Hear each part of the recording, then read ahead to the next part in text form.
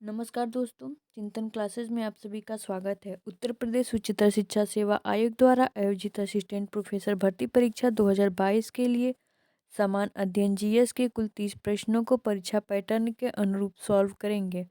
Assistant भर्ती परीक्षा में मुख्य विषय के अलावा समान अध्ययन की भूमिका अत्यंत ही महत्वपूर्ण है, इसलिए इस खंड को तैयार करना बहुत ही ज़रूरी है। ये प्रश्न पत्र असिस्टेंट प्रोफेसर के साथ साथ नेट फर्स्ट पेपर तथा LTGIC एवं जहाँ कहीं भी जीएस संबंधित प्रश्न पूछे जाते हैं सभी के लिए वीडियो बहुत ही महत्वपूर्ण है। तो चैनल को ज़्यादा से ज़्यादा सब्सक्राइब करें, लाइक करें और कमेंट करें। जो लोग चैनल पे नए हों चैनल को सब्सक्राइब कर लें और इस वीडियो को ज़्यादा से ज़्यादा शेयर करें। तो आज है प्रैक्टिस सेट नंबर 48 और 1 से लेके 47 प्रैक्टिस सेट इसी चिंतन क्लासेस में डाले गए हैं। जो लोग ना देखे हों चिंतन क्लासेस में जाके देख सकते हैं। तो आइए शुरू करते हैं प्रैक्टिस सेट नंबर 48 का प्रश्न नंबर पहला। तो हम सिर्फ प्रश्न पढ़ेंगे और उसका उत्तर बताएंगे क्योंकि वीडियो को ज़्यादा बड़ा नहीं करना है। तो आइए शुरू करते हैं प्रैक्टिस सेट नंबर 48 का प्रश्न नंबर पहला। प्रश्न नंबर पहला है, मॉन्ट्रियल प्रोटोकॉल किससे संबंधित है? तो ये आ गया पर्यावरण से संबंधित प्रश्न। तो इसका हो जाएगा मॉन्ट्रियल प्रोटोकॉल किससे संबंधित है? ओजोन परत के क्षय को रोकने से संबंधित है। प्रश्न नंबर पहले का हो जाएगा ऑप्शन नंबर ए हो जाएगा। नेक्स्ट प्रश्न नंबर दूसरा है। प्रश्न नंबर दूसरा थोड़ा सा बड़ा है तो इसको थोड़ा सा ठीक है। राष्ट्रीय वन नीति के मुख्य उद्देश्य क्या थे? नीचे दिए गए कुर्सी से अपना मतलब नीचे दिए गए जो इसमें दिया गया है विकल्प, यहाँ प्रिंटिंग मिस्टेक है, अपना उत्तर चुनना है, मतलब इसमें उत्तर चुनना है। तो आइए देखते हैं इसमें। इसका हो जाएगा इसमें सामाजिक वानिकी को प्रोत्साहन देना, ये इसमें सही है। विकल्पों में से अपना उत्तर चुने, यहाँ विकल्पों में से होना चाहिए। तो आइए इसमें हो जाएगा प्रश्न दूसरा हो जाएगा और तीसरा हो जाएगा देश की कुल भूमि का 1/3 वन आच्छादित करना। तो जिसमें दूसरा और तीसरा ऑप्शन है वही सही हो जाएगा। तो इसका हो जाएगा प्रश्न नंबर दूसरे को हो जाएगा ऑप्शन नंबर डी हो जाएगा, दूसरा एवं तीसरा। नेक्स्ट प्रश्न नंबर तीसरा है,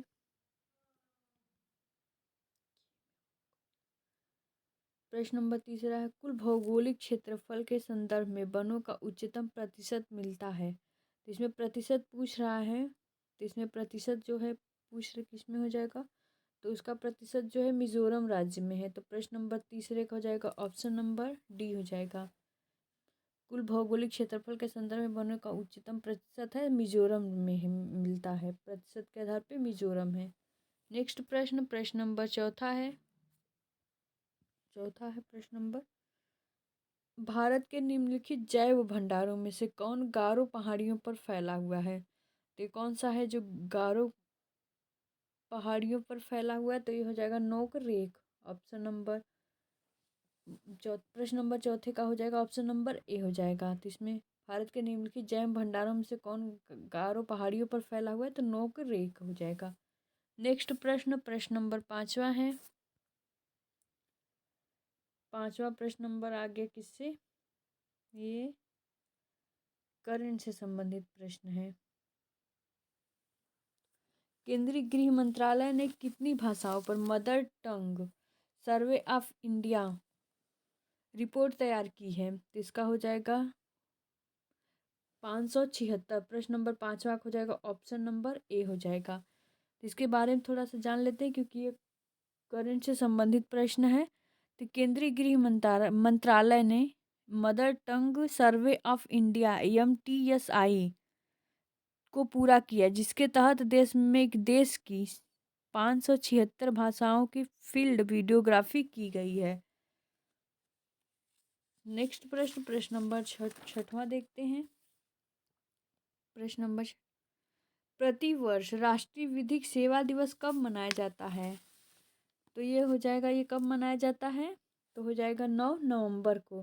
प्रश्न नंबर 6वां का हो जाएगा ऑप्शन नंबर बी हो जाएगा। प्रतिवर्ष राष्ट्रीय विधिक सेवा दिवस मनाया जाता है तो 9 नवंबर को।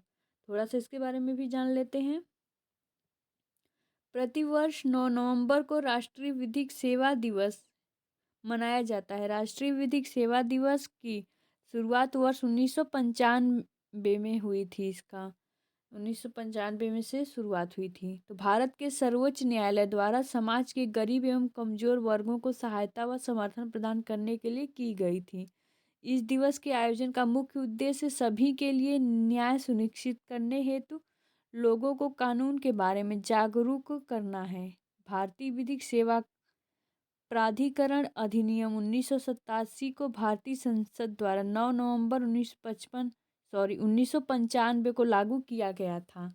इसलिए 9 नवंबर को राष्ट्रीय विधिक सेवा दिवस के रूप में चिन्हित किया गया है। नेक्स्ट प्रश्न नंबर 7 है। 9 नवंबर 2022 को किसे वर्ष 2022 का 32वां बिहारी पुरस्कार प्रदान किया गया है। तो ये हो जाएगा ऑप्शन नंबर बी हो जाएगा, डॉक्टर माधव हांडा है। बी 7वें का बी हो जाएगा। तो इनके बारे में थोड़ा सा जान लेते हैं। 9 नवंबर 2022 को राजस्थान के उदयपुर में आयोजित कार्यक्रम में चर्चित साहित्यकार मधु कांकरी और डॉक्टर माधव हांडा को क्रमशः 21 व 22 का 31वां व 32वां बिहारी पुरस्कार प्रदान किया गया। डॉक्टर माधव हांडा को उनकी आलोचनात्मक कृति पचरंग चोला पहर सखीरी के लिए प्रदान किया गया। 31वां का दिया गया है मधु कांकरिया को और 32वां का दिया गया डॉक्टर माधव हांडा को। नेक्स्ट प्रश्न नंबर 8 है।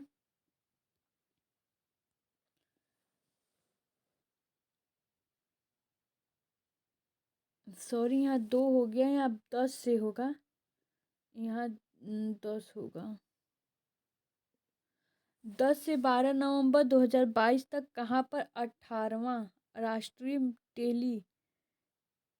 टेलीमेडिसिन सम्मेलन आयोजित किया गया है। तो ये हो जाएगा, इसका किया गया है। तो ये हो जाएगा 8वें का हो जाएगा कोच्चि। प्रश्न नंबर 8वें का हो जाएगा ऑप्शन नंबर ए हो जाएगा कोच्चि। तो 10 से 12 नवंबर 2022 तक केरल के कोच्चि के अमृता अस्पताल में टेलीमेडिसिन सोसाइटी ऑफ इंडिया द्वारा 18वां अंतर्राष्ट्रीय टेलीमेडिसिन सम्मेलन आयोजित किया गया है। इस 3 दिवसीय कार्यक्रम में भारत और विश्व के 200 से अधिक वैज्ञानिकों और अकादमिक विद्वानों ने भाग लिया है। नेक्स्ट प्रश्न नंबर 9 है। प्रश्न नंबर 9, निम्न में से कौन सा गुणात्मक शोध का उदाहरण है? तो गुणात्मक शोध का उदाहरण जो है वो है व्यष्टि शोध। 9 का हो जाएगा, प्रश्न नंबर 9 का ऑप्शन नंबर डी हो जाएगा। तो निम्न में से कौन सा गुणात्मक शोध का उदाहरण, तो व्यष्टि शोध हो जाएगा। 9 का हो जाएगा ऑप्शन नंबर डी हो जाएगा। नेक्स्ट प्रश्न नंबर 10 है। प्रश्न नंबर 10 है, समुद्रगुप्त की सैनिक उपलब्धियों का वर्णन उसके किस अभिलेख में उपलब्ध है? तो 10 का हो जाएगा ये कौन सा, तो उसका प्रयाग अभिलेख है। 10 का हो जाएगा ऑप्शन नंबर डी हो जाएगा। समुद्रगुप्त की सैनिक उपलब्धियों का वर्णन उसके किस अभिलेख में उपलब्ध है? तो हो जाएगा प्रयाग अभिलेख। प्रश्न नंबर डी हो जाएगा। नेक्स्ट प्रश्न नंबर 11 है।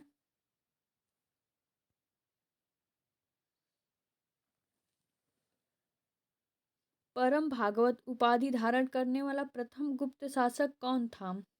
तो ये हो जाएगा समुद्रगुप्त। प्रश्न नंबर 11 का हो जाएगा ऑप्शन नंबर बी हो जाएगा। परम भागवत उपाधि धारण करने वाला प्रथम गुप्त शासक समुद्रगुप्त था। नेक्स्ट प्रश्न नंबर 12 है, थोड़ा सा ये बड़ा है। दिल्ली के किस मुस्लिम शासक के निधन पर इतिहासकार बदायूंनी ने कहा, राजा को अपनी प्रजा से तथा प्रजा को अपने राजा से मुक्ति मिली? तो ये बदायूंनी ने कहा था, मोहम्मद बिन तुगलक के बारे में कहा था ऐसा। नेक्स्ट प्रश्न, प्रश्न नंबर 13 है, निम्नलिखित में से किस गवर्नर जनरल ने भारत की प्रसंविदा बद्ध सिविल सेवा का सृजन किया, जो कालांतर में भारतीय सिविल सेवा के नाम से जानी गई? तो इसको किस गवर्नर जनरल ने शुरू किया था? तो 13 का हो जाएगा, इसको किया था लॉर्ड कॉर्नवालिस ने। 13 का हो जाएगा ऑप्शन नंबर सी हो जाएगा। भारतीय सिविल सेवा के जनक भी इन्हीं को कहा जाता है, तो वही है ये लॉर्ड कॉर्नवालिस को भारतीय सिविल सेना के सेवा के जनक कहा जाता है इनको। नेक्स्ट प्रश्न, प्रश्न नंबर 14 है, निम्नलिखित में से कौन सा आंदोलन कृषि जन्य असंतोष से आरंभ हुआ और असहयोग खिलाफत आंदोलन के आकस्मिक स्थगन के प्रक्रिया स्वरूप सांप्रदायिक राजनीतिक रूप धारण कर लिया? तो हो जाएगा 14 का है ये मोपला आंदोलन। 14 का हो जाएगा ऑप्शन नंबर बी हो जाएगा, मोपला आंदोलन। ये मोपला आंदोलन किस सन में हुआ था, इसको आप लोग कमेंट करके बताइएगा।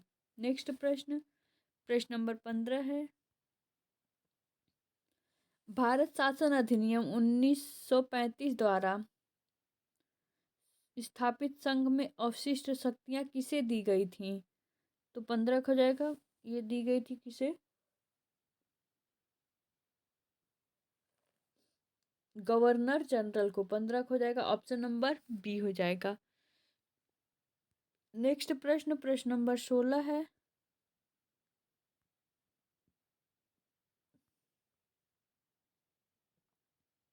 प्रश्न नंबर 16, कांग्रेस ने किस वर्ष किसी प्रकार के बाह्य हस्तक्षेप के बिना भारतीय जनता द्वारा संविधान के निर्माण की मांग को लेकर प्रस्तावना पारित किया था? तो हो जाएगा 1936 में किया था। 16 का हो जाएगा ऑप्शन नंबर 16 का हो जाएगा ऑप्शन नंबर सी हो जाएगा।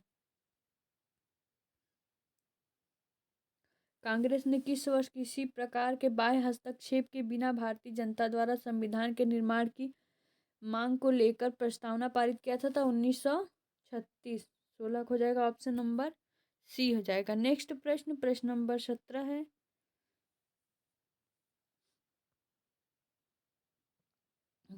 1938 में किस व्यक्ति ने वयस्क मताधिकार के आधार पर संविधान सभा के गठन की मांग की? तो ये कौन थे? तो ये जवाहरलाल नेहरू थे। 17 हो जाएगा ऑप्शन नंबर बी हो जाएगा, जवाहरलाल नेहरू। नेक्स्ट प्रश्न, प्रश्न नंबर 18 है, भारत को एक संविधान देने की प्रस्ताव संविधान सभा द्वारा पारित किया गया था? तो ये हो जाएगा,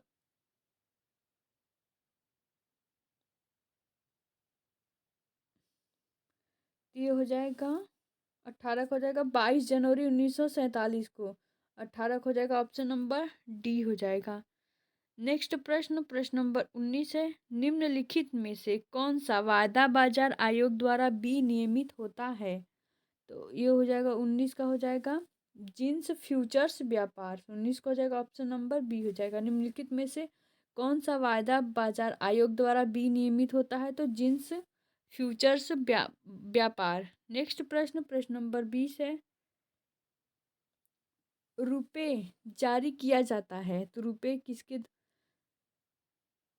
द्वारा जारी किया जाता है? तो ये हो जाएगा भारतीय राष्ट्रीय भुगतान निगम लिमिटेड द्वारा। 20 का हो जाएगा ऑप्शन नंबर सी हो जाएगा। रुपए जारी किया जाता है तो भारतीय राष्ट्रीय भुगतान लिमिटेड द्वारा जारी किया जाता है रुपए को।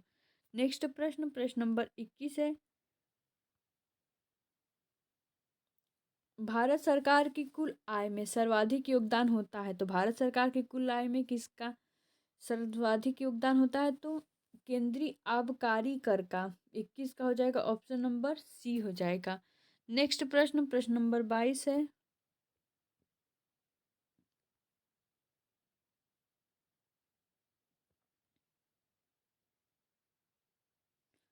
यह सर्वप्रथम सॉरी यह किसने सर्वप्रथम प्रतिपादित किया कि सूर्य हमारे सौरमंडल का केंद्र है और पृथ्वी उसकी परिक्रमा करती है? ये सर्वप्रथम किसने बताया था? तो ये बताया था कॉपरनिकस ने। 22 का हो जाएगा ऑप्शन नंबर डी हो जाएगा। नेक्स्ट प्रश्न, प्रश्न नंबर 23 है। मिश्र धातु और सिलिकेट से बनी धरती की परत कहलाती है, तो ये क्या कहलाती है? Cl कहलाती है। 23 का हो जाएगा ऑप्शन नंबर ए हो जाएगा। मिश्र धातु और सिलिकेट से बनी धरती की परत Cl कहलाती है। नेक्स्ट प्रश्न, प्रश्न नंबर 24 है। देशांतरीय दूरी 1 घंटे के समयांतराल के बराबर होती है, तो 15 डिग्री। 24 का हो जाएगा ऑप्शन नंबर ए हो जाएगा। देशांतरीय दूरी 1 घंटे के समयांतराल के बराबर 15 डिग्री के बराबर होती है। नेक्स्ट प्रश्न, प्रश्न नंबर 25 है।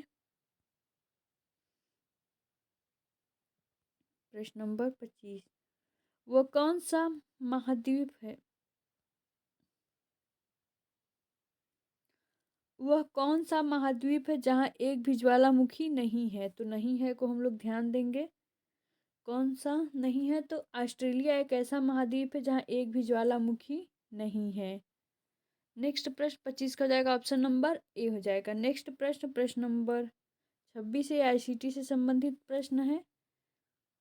एलसीडी का पूरा नाम क्या है? तो एलसीडी का पूरा नाम हो जाएगा लिक्विड क्रिस्टल डिस्प्ले। 26 का हो जाएगा ऑप्शन नंबर डी हो जाएगा। एलसीडी का पूरा नाम लिक्विड क्रिस्टल डिस्प्ले।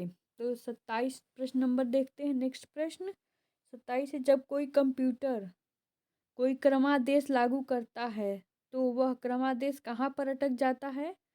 तो कहाँ पर अटक जाता है? रैम में अटक जाता है वो।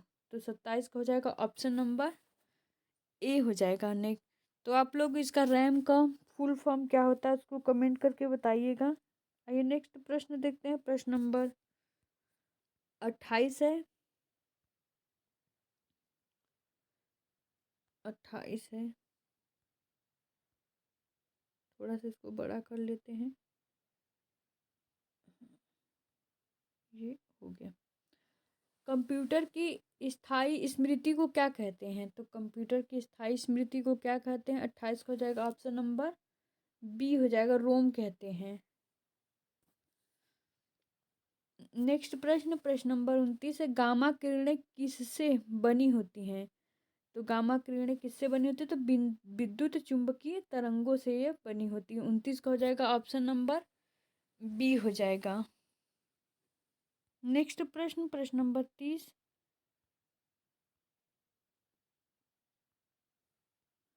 प्रश्न नंबर 30 है। निम्नलिखित युग्म में से कौन सा सही सुमेलित नहीं है पूछ रहा है? तो नहीं है पूछ रहा है। और ये प्रैक्टिस सेट नंबर 48 का सबसे अंतिम प्रश्न भी है। तो जो लोग चैनल पे नए हो चैनल को सब्सक्राइब कर ले और बेल आइकन को ऑन कर लें। तो आइए देखते हैं इस प्रैक्टिस सेट नंबर 48 का अंतिम प्रश्न। तो इसका हो जाएगा, एक ऑप्शन नीचे दिया हुआ है, तो इसका हो जाएगा निम्नलिखित कौन सा सुमेलित नहीं है? तो ये हो जाएगा अजमेर कुब्बत उल इस्लाम। ये 30 का हो जाएगा। ये ऑप्शन नंबर ए हो जाएगा। ये सही सुमेलित नहीं है। तो आज प्रैक्टिस सेट नंबर 48 था ये। तो अब मिलते हैं नेक्स्ट वीडियो में। और जो लोग चैनल पे नए हो चैनल को सब्सक्राइब कर लें, बेल आइकन को ऑन कर लें, ताकि जो भी वीडियो डाली जाए उसका नोटिफिकेशन आपको मिल सके। तो इस वीडियो को ज़्यादा से ज़्यादा शेयर कीजिए, लाइक करिए और कमेंट करिए। ओके, आप लोग का बहुत बहुत धन्यवाद।